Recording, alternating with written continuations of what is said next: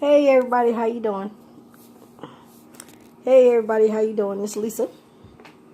Okay, I'm watching Pat Houston, Gary Houston's wife. Now I don't know them. I actually forgot that Whitney had siblings. Really, um, I remember when I was in Georgia. What year that was? I think it was 2015. And I was staying in a hotel at the Dave's Inn. Was it Dave's Inn? No, it wasn't Dave's Inn. Man, what's the name of it? Well, whatever.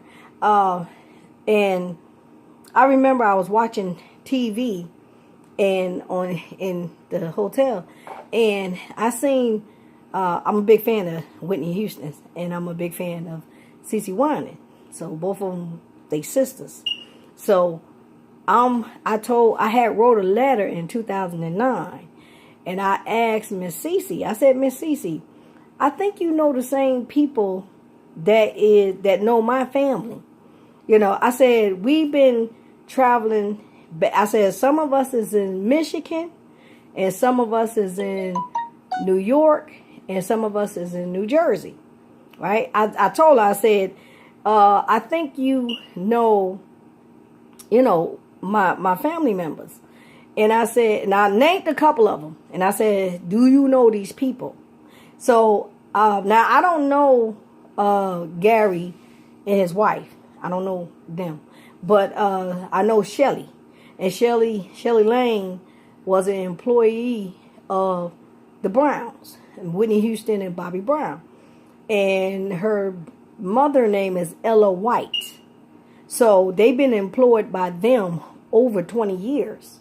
So she's been involved with the family for over 20 years, like on down to Dionne Ward and all of them. Okay. Now, Pat Houston, her name just, I think, I was watching an episode. What you call it? The Houstons? The reality show? The Houstons. Okay, I was watching that. And Miss CeCe popped up. CeCe and Alvin, because I think they was going through, CeCe is Bobby Chris' godmother. So I remember my sister calling me, my sister Sharon. And she said, Lisa, because my sister, she always called me for prayer. We always talk and stuff like that. And Shelly knows the family. So she said, I need you to pray for Bobby Chris. And you know what I'm saying? And I said, oh, okay, I'm going to pray for Bobby Chris. I said, man, Lord, let that little girl live. I said, we just, you know what I'm saying? I mean, we can't help the family that we are born into. And we can't help the parents that we have. But we can make use of life, you know what I'm saying, the best way we know how. So I asked the Lord to spare that little girl. I asked the Lord to be with the family. And the first thing I said, I told my sister Shan. I said, Shan, I pray that CeCe Winans go and see her godbaby. Because my godbaby called me, I'm up and gone. Because I done did that plenty of times where my godbaby's auntie called me, and I was on my job, and I said, look, I got a family emergency. I got to go. And I was on that plane, and I went down there to get my godbaby. Wasn't no state, no DHS was going to take my godbaby. See, they tried to do that when she was a baby. I went through some stuff as a godmother. I'm really her godmother. I'm legally her godmother. I got papers, honey. And I christened my godbaby.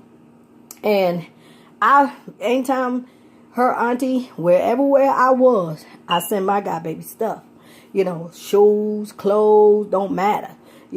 And her birthday and her birthday, Christmas, you know what I'm saying? And that's the first thing I said. I said, I hope CeCe Winans, because I'm a big fan of hers. I said, Shannon, I'm going to pray. And I was trying to get in touch with CeCe and tell her, please go and be at the side with your God baby. I said, she needs you, and I know she got kids. I know CeCe got kids. She just can't get up and run, But at that time, her goddaughter needed her.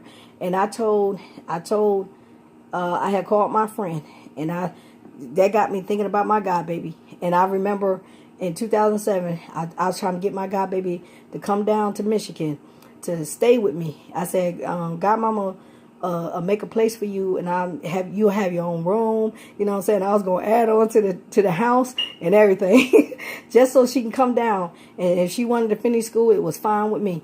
You know what I'm saying? She wanted to be on, one of them chefs that work on the cruise. She said, I'm going to culinary school so I can work on cruises and stuff. And I said, oh, sweat, I get to go on the cruise. That's one of the advantages of being a godmother. So I told Tasha, I said, Tasha, anytime you need me, baby girl, you call me. So I remember I moved in my other house, I moved in, and her auntie called me, and she said, you're a grandmother. And I said, what you talking about? I just got off the phone with Tasha, and she said, well, she wanted, so I called Tasha. I said, Tasha, what Keisha talking about? She said, I wanted to tell you. I said, what's she talking about, girl? She said, yeah, I had a baby. And I said, Tasha, didn't I ask you, because God showed me this baby. And I asked her, that's how I kind of worked my way into letting them confess that they pregnant. So that's what I had asked her on the phone. I said, you got a boyfriend? She said, somewhat. And I said, y'all, sexually active? She said, somewhat. And I said, do you need to come down here and, stay focused and stuff like that? So she said, no, I'm okay. I said, okay, because I didn't want her to have baby so soon, but I mean, I just, I said, I just got off the phone with her, because she called me on my birthday. She called me on Mother's Day. You know what I'm saying? She called me. So I was like, okay, cool.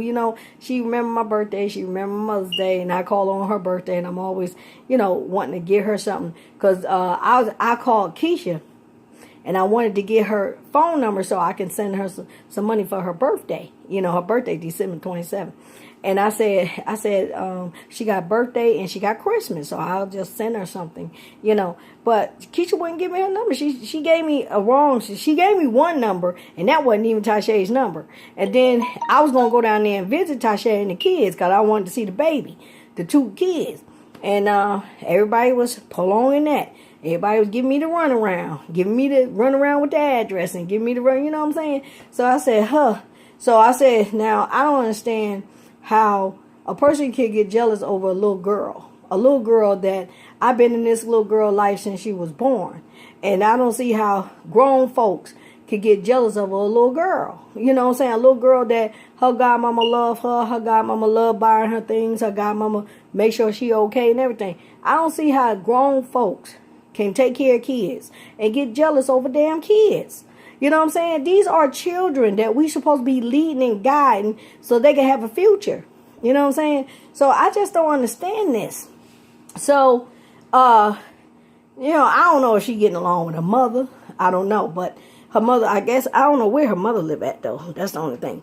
I lost touch with her mother in 2005. Last time I spoke to Natasha on the phone, I asked her, did she get in touch with Daquan? That's Tasha's godfather, Robert Lee Green.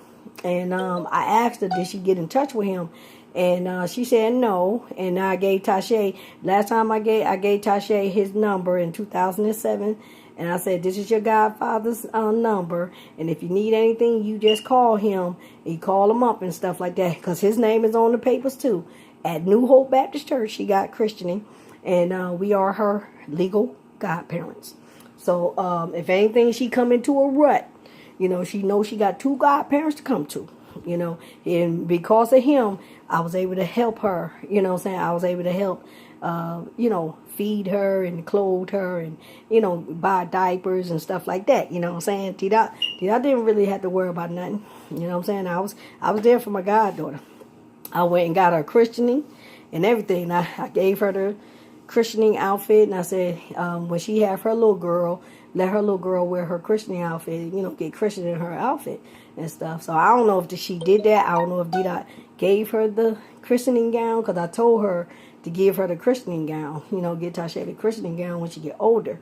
So when she have kids, her kids can get christened in her gown that I brought her and stuff. So yeah, but I hope that Lanisha do the same thing with Christian Roy, save his christening outfit, because I told Lanisha the same thing. I said save his christening things and seal them real good, and when he have his first son, you put his first son in his christening outfit. So pass it on down.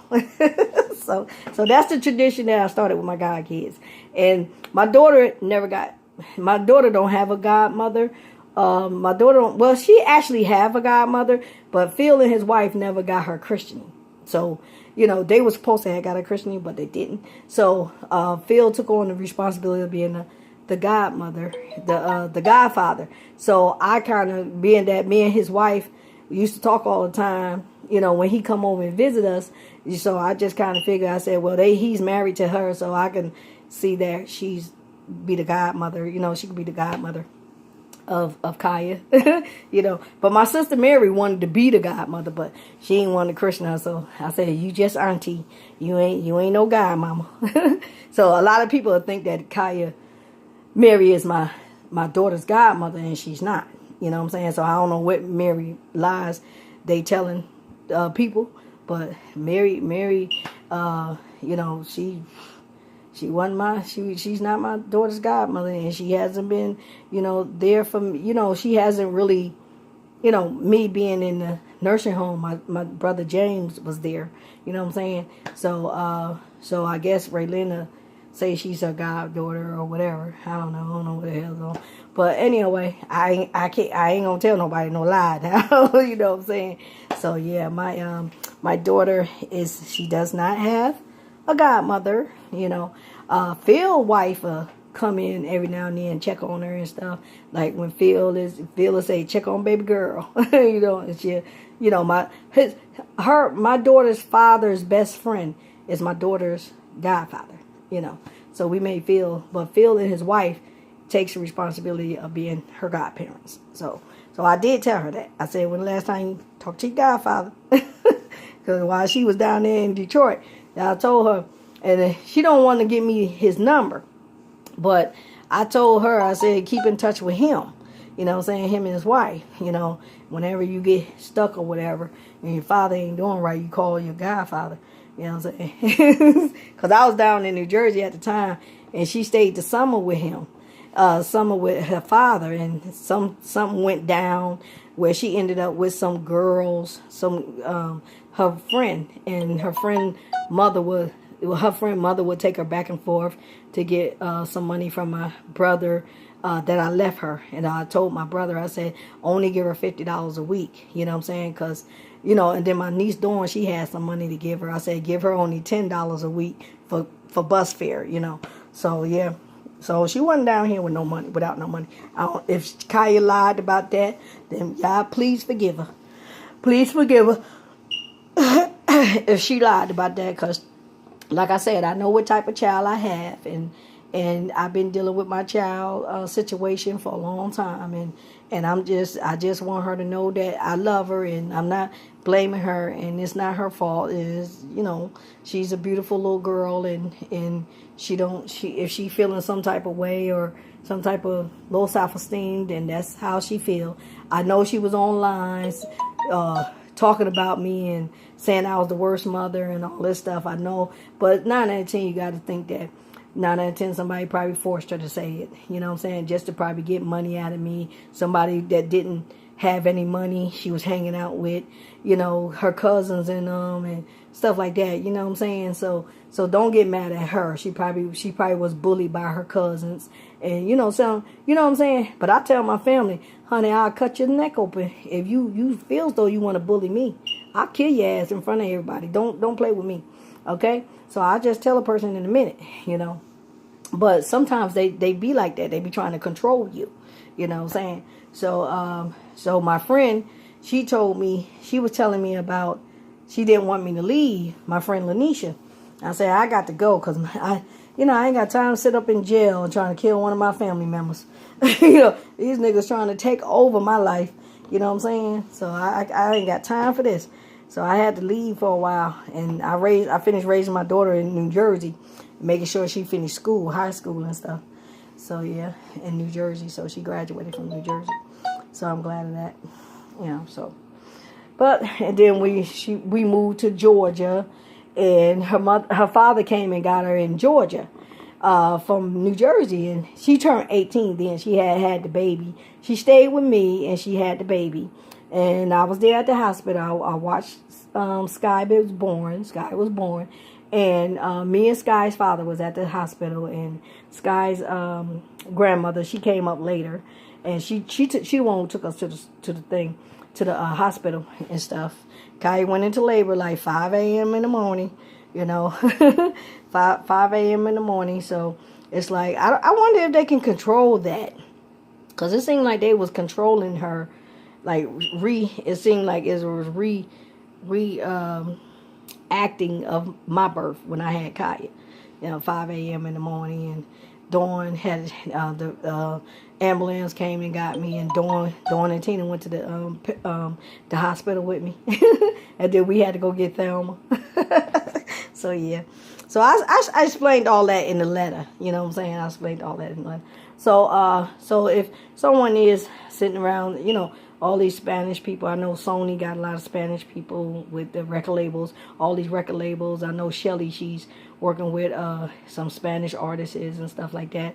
But if Shelly has given work to these people, I wish somebody let me know. Kirk Franklin, if you working with these people, please let me know. Who is J5? Somebody emailed me, and they said their group was named J5. Who's the producer of J5? Who's the manager of them? I don't have any groups.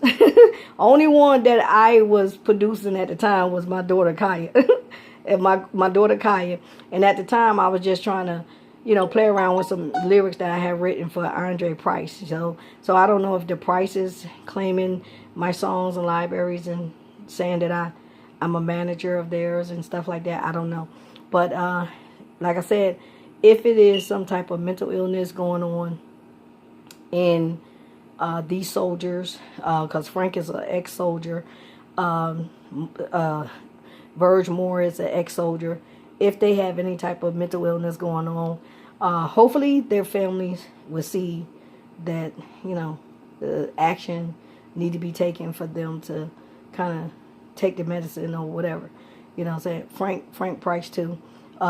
His children, his children, his sons and his daughters, you know what I'm saying? So no hard feelings. I'm just saying, you know, Dawn or Devon and Naima and all of them, you know what I'm saying? Because I know they've been through trials and tribulations. They really did.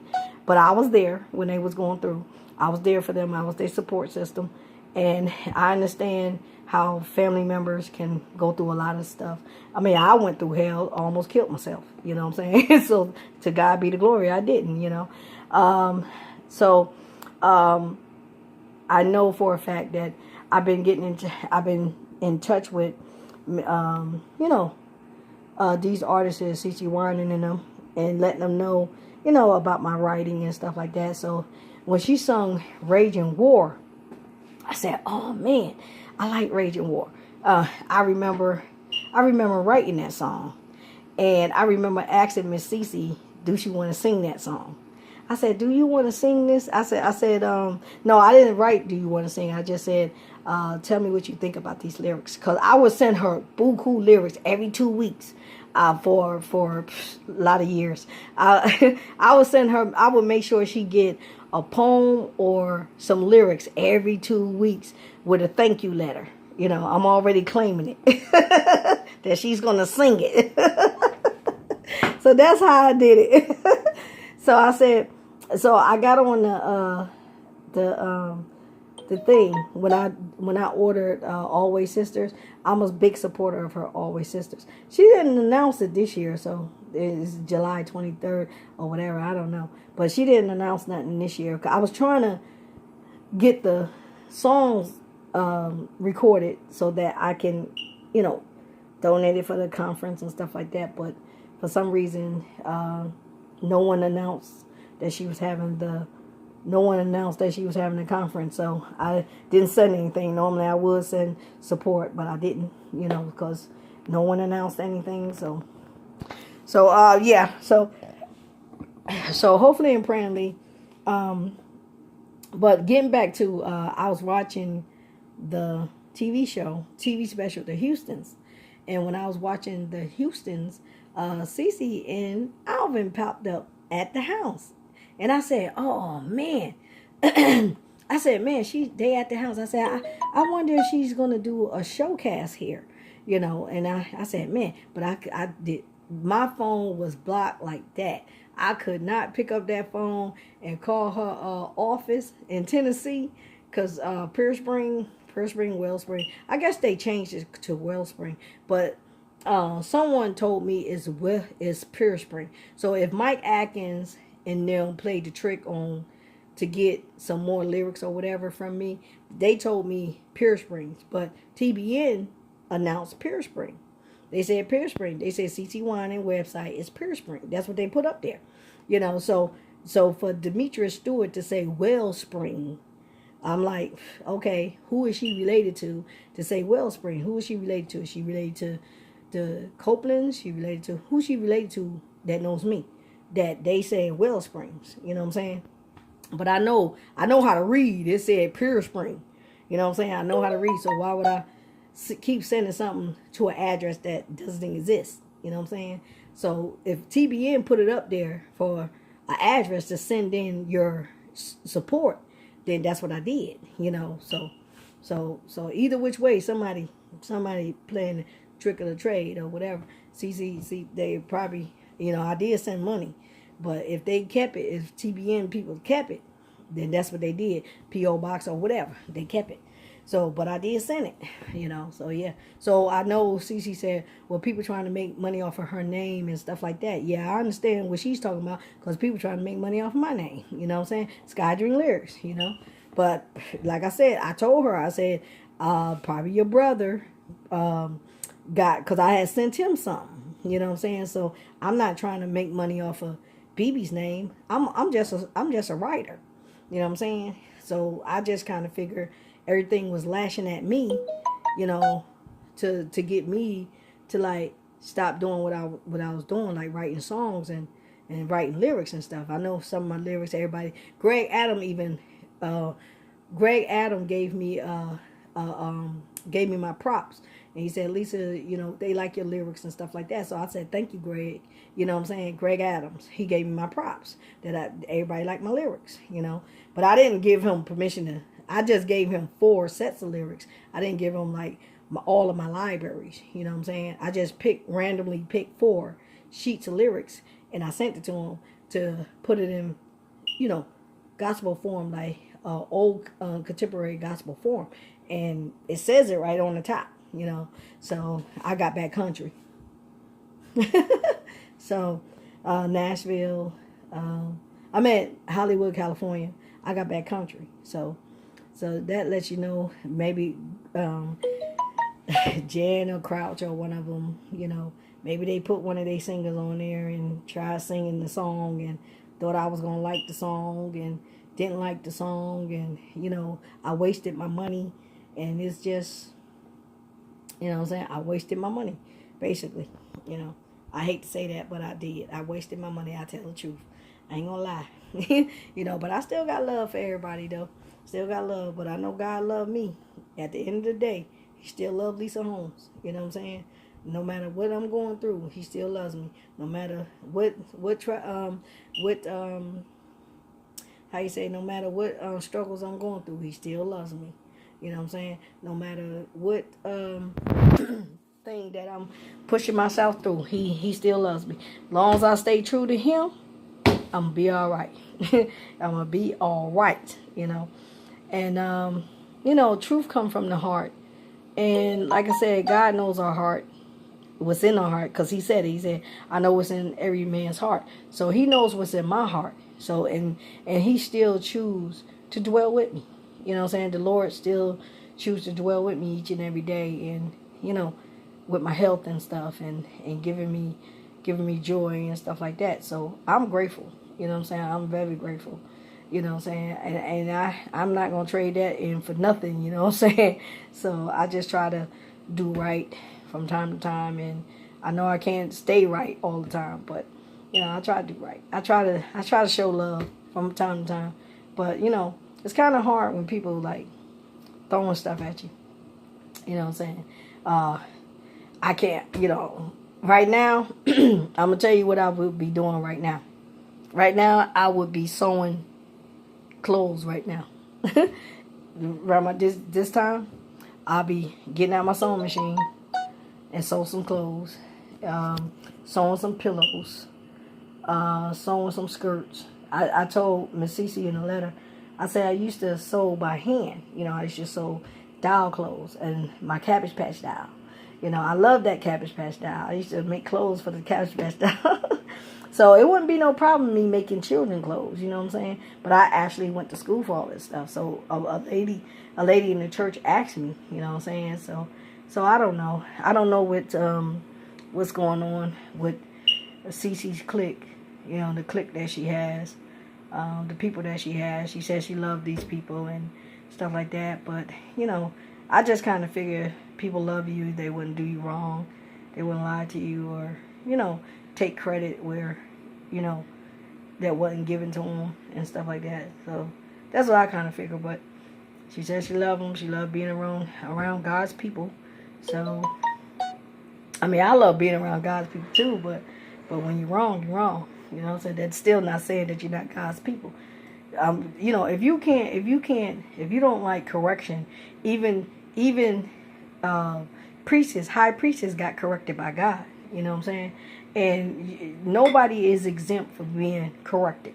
You know what I'm saying? Regardless of what position you put these people in. You know what I'm saying? They're not exempt from being corrected. You know, so right is wrong, right, and wrong is wrong. You know what I'm saying?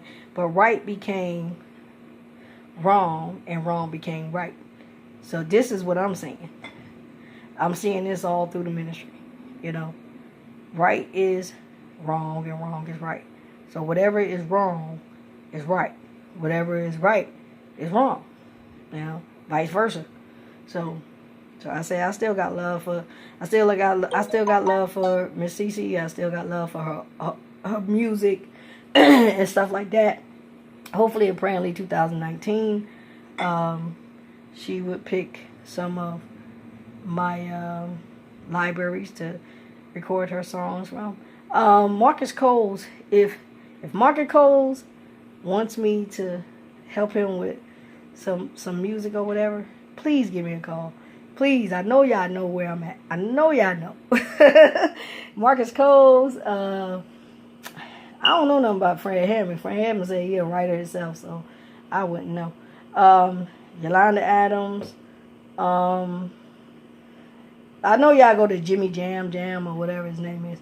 But, you know, Janet Jackson's people or Jackson people, I don't really know them. You know what I'm saying? I really don't know, like, the people they work with on the songs and stuff like that. But they do a good job, I guess. You know, Michael write his own songs.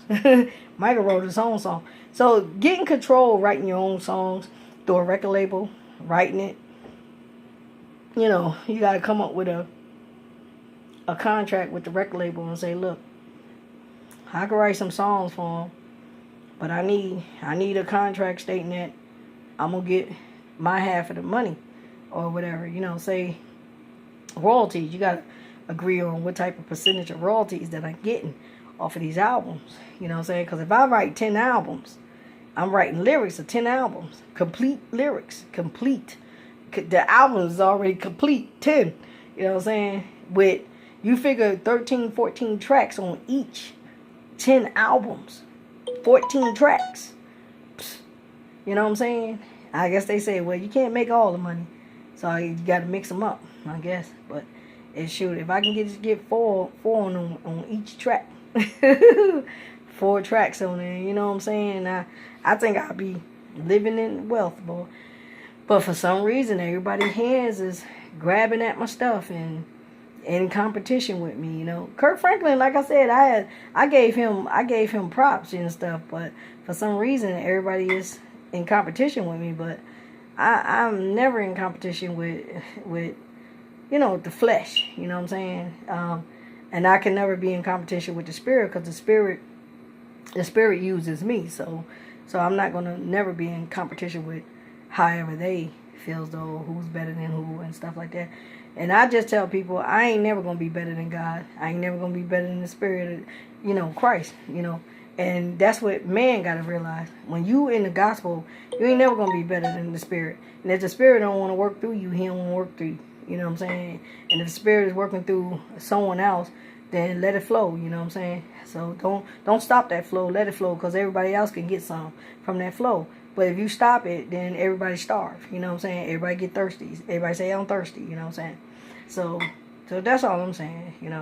And I'm gonna continue being me through Christ. So sometimes people is gonna feel guilty or feel wrong or feel like some type of way of getting mad and stuff like that. But I'm gonna always love Jesus. You know what I'm saying?